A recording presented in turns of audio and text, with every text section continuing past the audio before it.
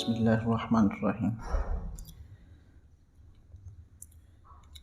وَإِذْ أَخَذَ اللَّهُ مِيثَاقَ النَّبِيِّينَ لَمَا آتَيْتُكُم مِّن كِتَابٍ وَحِكْمَةٍ ثُمَّ جَاءَكُمْ رَسُولٌ مُّصَدِّقٌ لِّمَا مَعَكُمْ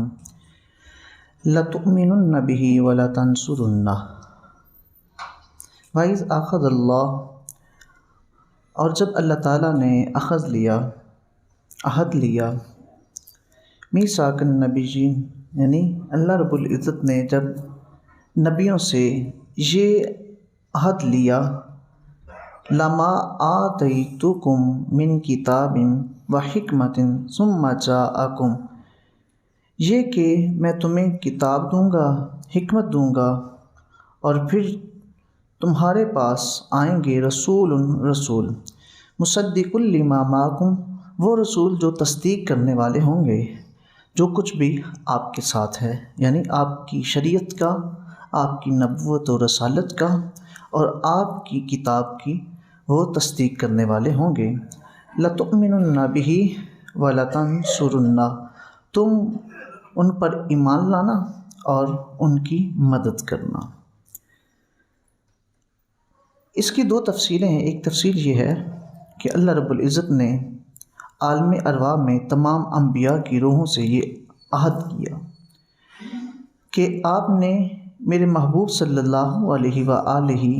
وسلم کی بات کرنی ہے، ان کا ذکر کرنا ہے، یعنی اپنی امتوں کو بتانا ہے کہ اگر آپ کے ہوتے ہوئے نبی آخر الزماں آئیں تو آپ نے ان پر ایمان لے کے آنا ہے۔ ہر نبی نے نبی کریم صلی اللہ علیہ وآلہ وسلم کا ذکر کیا۔ تو رسول اللہ صلی اللہ علیہ وسلم کے بارے میں فرمایا کہ وہ تصدیق کریں گے آپ کی نبوت کی بھی اور آپ کی رسالت کی، آپ کی کتاب کی،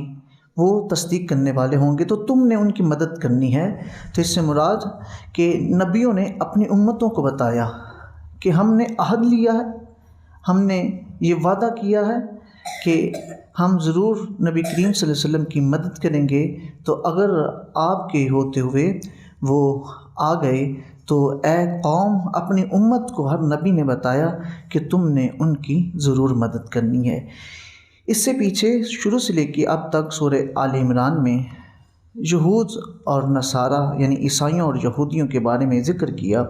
کہ وہ نبی کریم صلی اللہ علیہ وسلم سے عداوت رکھتے تھے، اسلام کے دشمن، اور آپ صلی اللہ علیہ وسلم کی نبوت کا انکار کرنے والے، حسد کرنے والے، اور آپ صلی اللہ علیہ وسلم کا انکار کرنے والے تھے، اور انہوں نے اپنی کتابوں میں تحریف کر دی، خود جھوٹ باندھ باندھ کر بتاتے رہے کہ نہیں آپ نبی نہیں ہو، کیونکہ شریعت جو ہے وہ قیامت تک حضرت موسیٰ علیہ السلام کی ہے۔ یہ یہودی کہتے رہے اور عیسائی کہتے رہے نہیں، عیسائیوں کی حضرت عیسیٰ علیہ السلام کی ہے۔ تو انہوں نے اپنی اپنی باتیں کی، رسول اللہ صلی اللہ علیہ وآلہ وسلم پر ایمان نہ لے کر آئے۔ تو جو لے کے آئے ان کے لیے تو بشارت دے دی کہ ان کو کوئی کسی قسم کا خوف نہیں ہے، نہ ان کو کوئی غم ہوگا، نہ وہ جو ہے کسی قسم کے خوف میں مبتلا ہوں گے۔ تو یہ عہد میرے رب نے تمام جتنے بھی انبیاء ان سے لیا۔ ایک تفسیر ہے کہ ان کی ارواح سے لیا، دوسری تفسیر ہے کہ جب بھی اللہ نے کسی نبی کو مبعوث کیا، بھیجا، تو یہ عہد لیا کہ تم نے میرے محبوب صلی اللہ علیہ وآلہ وسلم کا جو ہے وہ ساتھ دینا ہے، یعنی اپنی امت کو یہ بتانا ہے کہ تم نے رسول اللہ صلی اللہ علیہ وآلہ وسلم کی نبوت و رسالت کو ماننا ہے، آپ صلی اللہ علیہ وآلہ وسلم پر ایمان لے کے آنا ہے اور آپ صلی اللہ علیہ وسلم کی مدد کرنی ہے۔ تو جب یہ عہد ہوا، قال اقررتم، تو میرے رب نے فرمایا کیا تم اقرار کرتے ہو، مانتے ہو اس عہد کو، اس وعدے کو؟ انہوں نے کہا وَأَخَذْتُمْ عَلَى ذَلِكُمْ إِصْرِي، اور اس کو لیتے ہو یعنی اس پر آپ عمل کرتے ہو، یہ جو وعدہ آپ سے لیا ہے اس پر پختہ عمل کرتے ہو۔ قالوا اقررنا، تو تمام جتنے بھی انبیاء انہوں نے کہا کہ ہم نے اقرار کیا کہ ہم ضرور اس وعدے اور اس عہد پر پورا اتریں گے۔ قالا، تو میرے رب نے فرمایا فشہدوا، بس تم گواہ ہو جاؤ، وَأَنَا مَعَكُم مِّنَ الشَّاهِدِينَ، اور میں بھی تمہارے ساتھ گواہ ہوں، یعنی اس وعدے کا گواہ میرا رب ہے کہ جتنے بھی انبیاء ہیں انہوں نے رسول اللہ صلی اللہ علیہ وآلہ وسلم کی بات کرنی ہے۔ ہر نبی نے رسول اللہ صلی اللہ علیہ وآلہ وسلم کا ذکر اپنی امت کے ساتھ کیا۔ فمن تولی بعد ذلک فاولئک هم الفاسقون، فرمایا کہ جو بھی اس کے بعد پھر جائے گا وہ فاسقین میں سے ہو جائے گا۔ یہ کن کا خطاب ہے؟ یہ انبیاء کا خطاب ہے، اپنی امتوں کو، قوم کو خطاب ہے۔ انہوں نے جب بتا دیا کہ نبی آخر الزماں تشریف لائیں گے تو تم ان پر ایمان لے آنا، تو اگر تم میں سے کوئی پھر جائے گا تو پھر تم جو ہے وہ فاسق ہو جائے گا،